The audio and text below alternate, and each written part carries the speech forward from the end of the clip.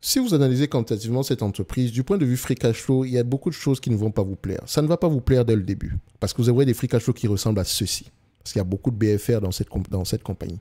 Mais attention, il faut toujours prendre en considération le volume global sur cette longue période. Ça veut dire quoi? Donc, je viens ici sur Fastgraft, je prends les free cash flow. OK. Quand vous voyez les free cash flow, vous allez dire, oh, c'est pas bien, les free cash flow sont en dents de scie, etc. Non. Regardez bien les free cash flow. On a l'impression que les bénéfices nets sont plus élevés que les free cash flow, n'est-ce pas? Ça, c'est le total des free cash flow qu'on a obtenu jusqu'en 2023. Le total. Depuis à peu près, disons, je vais prendre les 20 dernières années, c'est 12 milliards 200. On a payé un dividende cumulé de combien sur cette période de temps? Je dis bien cumulé. Je prends ceci, je viens là. On a payé un dividende cumulé sur la même période de 2 milliards 110 millions. Donc, juste avec les free cash flow, elle peut couvrir le dividende. D'accord? Pourtant, certaines années, les free cash flow ne couvraient pas le dividende, mais il y a des années où elle gagne bien plus d'argent que d'habitude. Et donc, si on compare maintenant avec les bénéfices nets, d'accord? Ici, qui ont tendance à être plutôt stables. Vous pouvez le voir ici. Et mettons-les en cumulé. D'accord? On prend ceci. Quand vous faites cumuler, mettez toujours en yearly. D'accord? Ne le mettez pas en last 12 months ou bien en quarterly. OK? Donc, cumulé, ça donne 8 milliards. Ce qui veut dire ici que sur la même période, les free cash flow cumulés sont de 12 milliards et les bénéfices nets cumulés de 8 milliards 500. Il y a une grosse différence ici. OK? Et donc, nous, on aime bien quand les free cash flow sont plus élevés que les bénéfices nets. Déjà, si les free cash flow sont au moins l'équivalent des bénéfices nets, c'est parfait pour nous. Parce que c'est avec les free cash flow qu'on paye, on rembourse la dette, qu'on paye les dividendes, qu'on rachète des actions. OK? Ne l'oubliez pas. Donc ici, si on prend les 10 dernières années, la même chose. 8 milliards, 5 milliards, free cash flow toujours plus élevé. 5 dernières années, 4 milliards, 3 milliards, free cash flow toujours plus élevé. Donc en fait, les free cash flow représentent la véritable rentabilité de ce business. Mais quel free cash flow? Si je prends les 10 dernières années, admettons que je fais 8 milliards 300 et que je divise par 10, à part égale, ça donne à peu près 800 millions par an. Sur les 5 dernières années, ces 4 milliards, ça donne à peu près également 800 millions par an. Et donc ici, en date d'aujourd'hui, sur les 3 dernières années, ça donne à peu près aux alentours pour les free cash flow, on a plus d'1 milliard par an. Donc ça sera à peu près entre 800 millions et 1 milliard. Je ne cherche pas à avoir précisément raison, je le précise, mais le moins tort possible. OK? Donc c'est un business qui peut rapporter à peu près 800 millions par an. D'accord? 800 millions. Maintenant, pourquoi est-ce qu'ils rapportent à peu près 800 millions par an?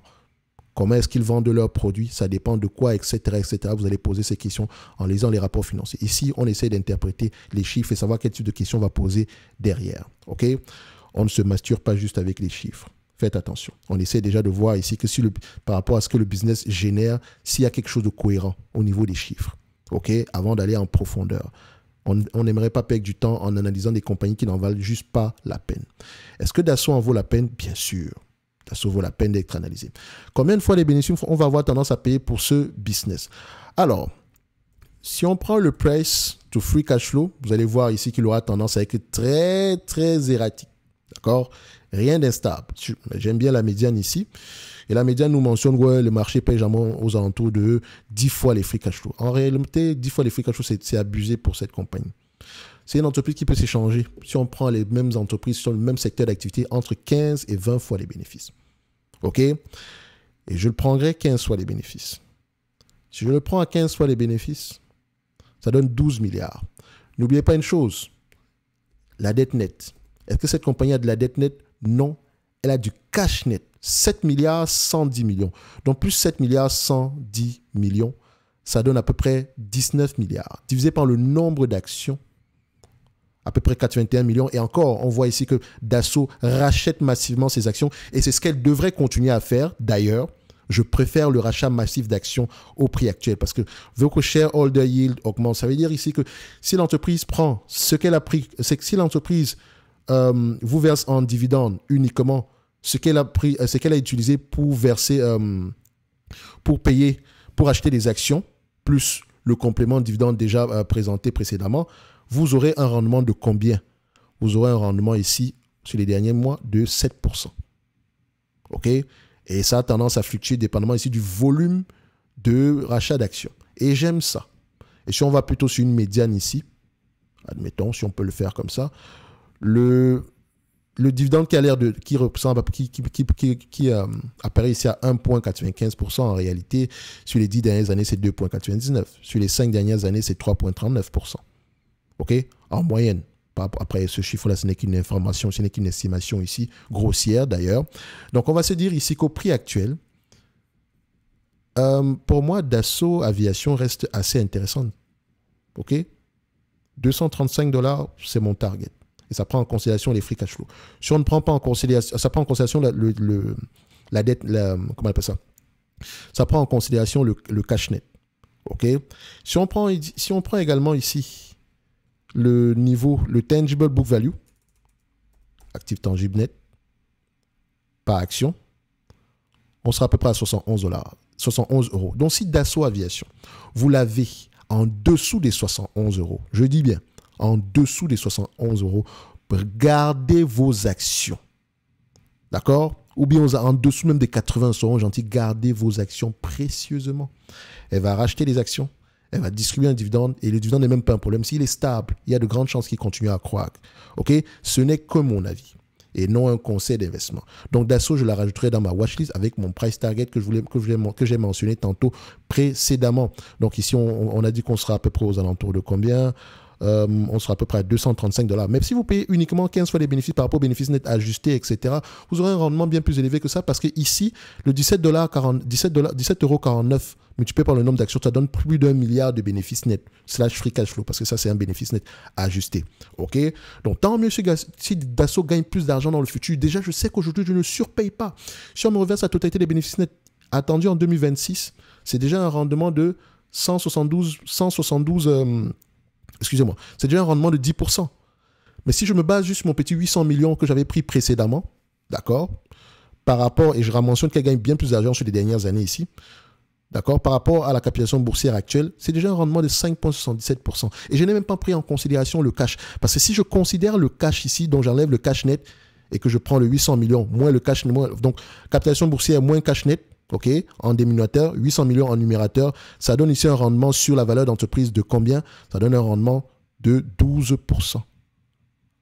Donc, si elle prend la totalité du cash qu'elle a présentement, elle rachète ses actions et le dividende actuel et le 800 millions qu'on rapporte chaque année qu'on vous le reverse en dividende, vous avez un rendement de 12%. Donc, Dassault Aviation reste intéressante au prix actuel. Évidemment, rien n'avance en ligne droite. C'est du long terme.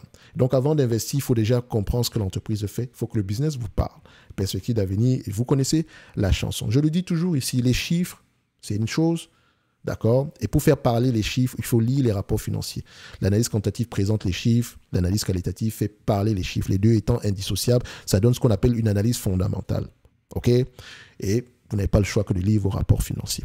Donc, je la rajouterai dans ma watchlist avec le price target que j'ai tantôt mentionné. Dans cette watchlist-là, vous pouvez avoir vous avez plusieurs entreprises avec des price targets mises à jour. Et donc, vous savez que si vous retrouvez une entreprise disons, aujourd'hui, je me rends compte que Safran est sous-évalué, par exemple. Je sais que la vidéo existe sur Top Invest et j'irai regarder pourquoi est-ce qu'ils pensent que c'est 242 $. OK? 242 €, on va le dire comme ça. Et donc, pour moi, sur Dassault, et c'est 235, comme je l'ai mentionné tantôt, on était à combien? Dassault, on s'était entendu à 236 €. C'est simple, je viens ici. 2, 3, 6, boum. On sait qu'on a une sous-évaluation de 36% par rapport au prix actuel. Et donc, ça pourrait être intéressant d'aller creuser en supplément. Quelqu'un qui achète du Dassault Aviation en date d'aujourd'hui n'est peut-être pas si fou que ça. Bien sûr, s'il a lu ses rapports financiers. OK?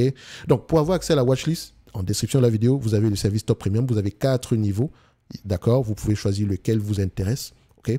Et vous pourrez avoir accès à la watchlist, qu'importe le niveau ici. D'accord? Soit ici, soit au plus haut. Donc, tous les niveaux sont différents. Analyse sectorielle, note d'analyse, etc. Bref, j'ai déjà eu tendance à l'expliquer sur les vidéos précédentes. D'accord? Donc, on se donne rendez-vous sur la prochaine vidéo. Et d'ici là, portez-vous bien. Merci.